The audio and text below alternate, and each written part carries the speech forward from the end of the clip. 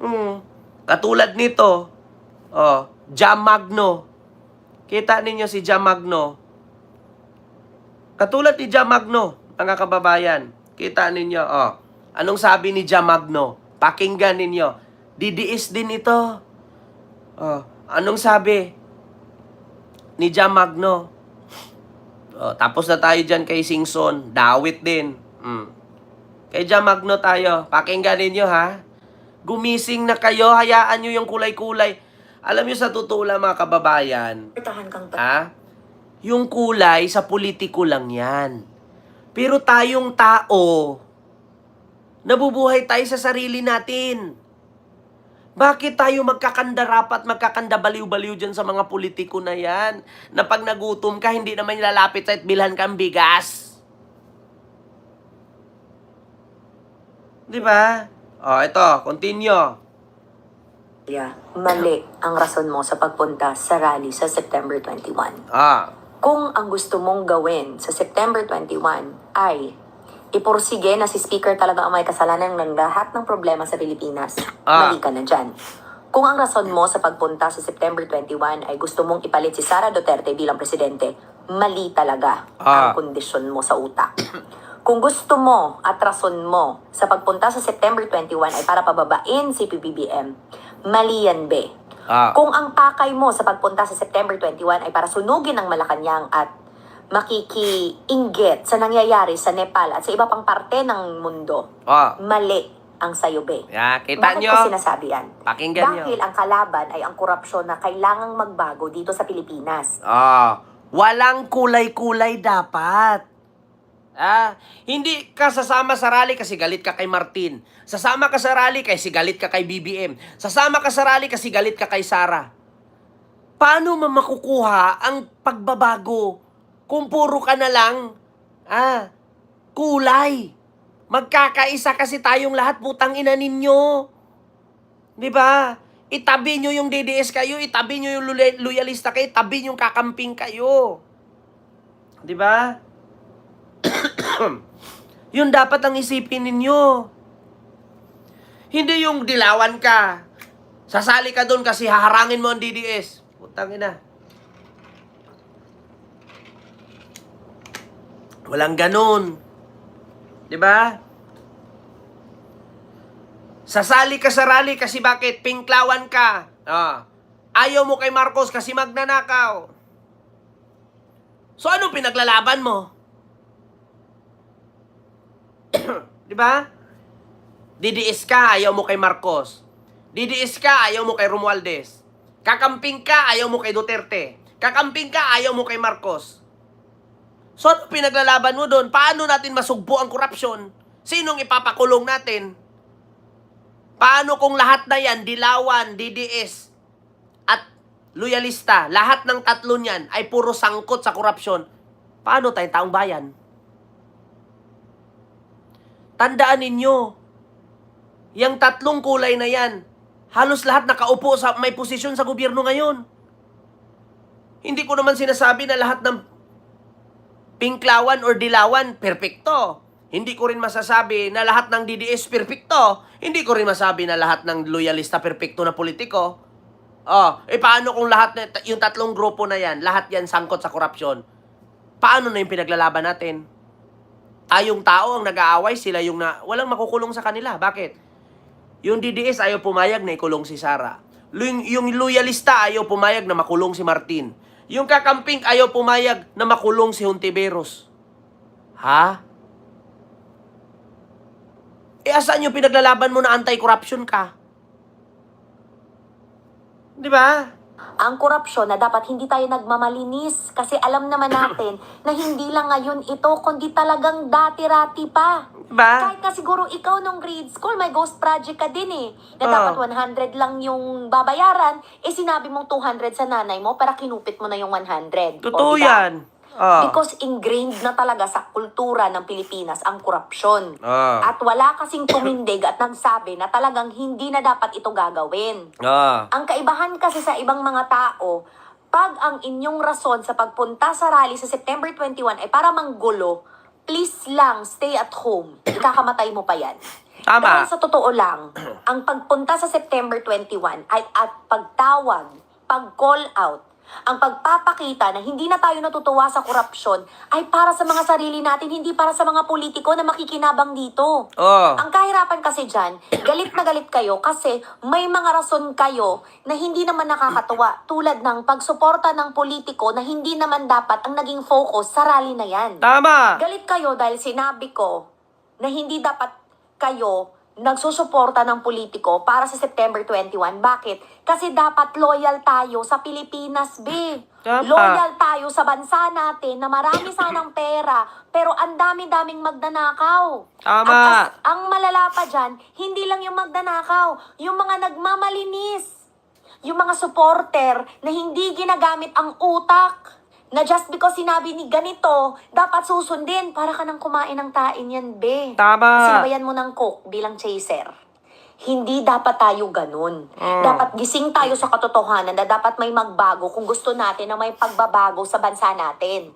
Hindi si PBBM ang kalaban. Ang kalaban ay ang korupsyon. Tama. Kung kayo kasi hindi nyo alam ang pinaglalaban nyo, at ginagawa niyong kalaban si Speaker kasi yun ang may sabi ni Sara, o kinakalaban niyo si Sara kasi yun ang may sabi ni ganito, malibe. Kahit ako mismo hindi ko feel si VP Sara na maging presidente. Kasi at the end of the day, guguluhin talaga natin ang Pilipinas, guguluhin talaga natin ang mga buhay-buhay natin kung kakayanin naman na may systemic change. Tama. Meron. Kasi nga, di ba, ang gusto nyo, lulusubin nyo ang Malacanang, susunugin nyo, o san ngayon mag-opisina yung Sara nyo? Kaya Di nga. ba? Isip-isip. At sa mga nagsasabi naman na sige, si Lenny ang ipapalit, mayor siya ng Naga. Hindi siya Bakit vice president. Di ba? Bakit niya iiwan ang Naga para maging presidente? Pwede namang idaan sa tamang eleksyon sa 2028. Ang kahirapan kasi sa inyo na hindi kayo nag-iisip ng maayos kasi hindi nyo kinikwenta na kapakanan dapat ng lahat ng Pilipino ang iniisip natin. Kaya sabi ko sa inyo mga kababayan, kung mag-rally man kayo sa September 21, huwag niyong haluan ng kulay. Itabi niyo yung kulay na bitbit ninyo. Itabi mo kung didiis ka. Magkita tayo doon, manahimik ka. Ipaglaban mo kung paano ninakaw yung pera natin. Kasi bakit? Tignan nyo ang nangyari sa Nepal at sa Indonesia. Di ba parang nabunutan sila ng tinik? Pero sana, wag nyong gamitan ng dahas. Kasi mismo ang kapulisan na nga, nagkikiusap ng kapulisan. Pulis po kami. Ginampanan lang namin ang trabaho namin. Kapag mananakit po kayo, mananakit din po kami. Bakit?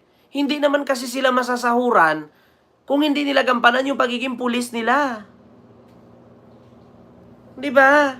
Sa kasundaluhan naman, sila mismo nagsabi, patuloy silang puprotekta sa tao, sa taong bayan. Kung tayo man ay sasaktan ng mga nakaupo ngayon sa gobyerno. Kasi ang pulis at sundalo may sariling rules. Magkaiba sila sa politics. Ang pulis, ginagampanan nila ang pagiging patas. Ang sundalo, ginagampanan nila ang pagtatanggol sa atin, taong bayan. Pag tayo'y winalanghiya ng Malacanang, kakampihan tayo ng sundalo.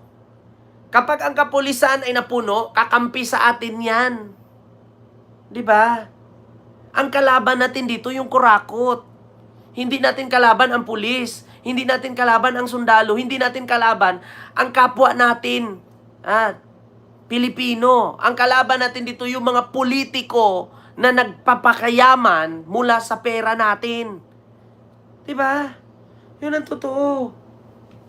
Mga kababayan, Diyos ko, walang problema. Kahit tayong lahat pupunta sa EDSA, pupunta sa Luneta, punuin natin yung Luneta.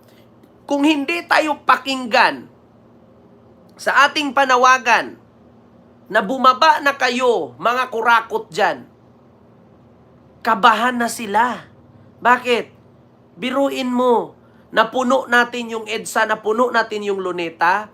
Pag hindi pa rin sila bumaba dyan, pwede nating kalampagin yung House of Representative. Pwede nating kalampagin yung Senado, pwede nating sunugin yung Malacanang. Tsaka na kayo gumawa ng aksyon kung hindi kayo papakinggan. Pagkatapos ng rally na yan, kung peaceful na rally sa 21, wala pa ring nakukulong na kurakot. Ulitin natin, doon na tayo mag-umpisang silaban isa-isa. Di ba? Kung hindi sila makinig sa ating panawagan, sana walang kulay, walang karatula, walang bandera na lalabas na ako kakamping, ako DDS, ako loyalista. Sana walang ganun. Di ba? Kung walang makukulong pagkatapos ng rally na yan, mag-rally tayo ulit, sunugin natin mula sa Senado, Kongreso at Malacanang. Ganun lang kasimple yan. Ngayon magpoproblema tayo sino maging presidente, sino maging senador, sino maging congressman. Wala na. Magboto tayo ng sarili natin.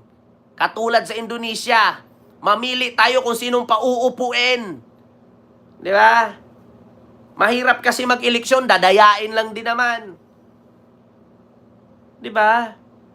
Gawin ninyong peaceful yung rally sa 21. Kapag walang makulong pagkatapos ng rally, doon na tayo gumawa ng kilos. Silaban, sugurin, basagin, wasakin, sunugin. Yan yung mga gin na yan. Di ba? Imposibleng hindi sila magigising sa ganyan. Magigising yan, mga kababayan. Di ba? Take note, itabi nyo yung color na yan, ako mismo sasama dyan, maniwala kay sa akin. Gumawa kayo ng rally na peaceful. Walang mananakit sa kapulisan, walang mananakit sa kasundaluhan. Andyan ang pulis, andyan ang tao, andyan ang sundalo. Peaceful. Pagkatapos ng rally, after 1 week walang makukulong, magsama-sama tayo ulit, doon na umpisahan ninyong sunugin. Yeah? Doon na ninyo umpisahing pasukin. Yeah? Ganun kasimpol yun. Mahirap kasi. Tignan mo, nakikiusap na ang taong bayan. Pupunta na sa lansangan. Yeah? Pupunta ka na sa lansangan. Nakikiusap ka na. Tapos walang mangyayari? Good luck. Oo, totoo yan. Itabi nyo yung color, pupuno yung EDSA. Maniwala kayo sa akin. Itabi nyo yung dilawan kayo, pulahan kayo, DDS kayo, itabi nyo yan. Diba? Ganun lang kasimple. Kaya tignan nyo, mga kababayan,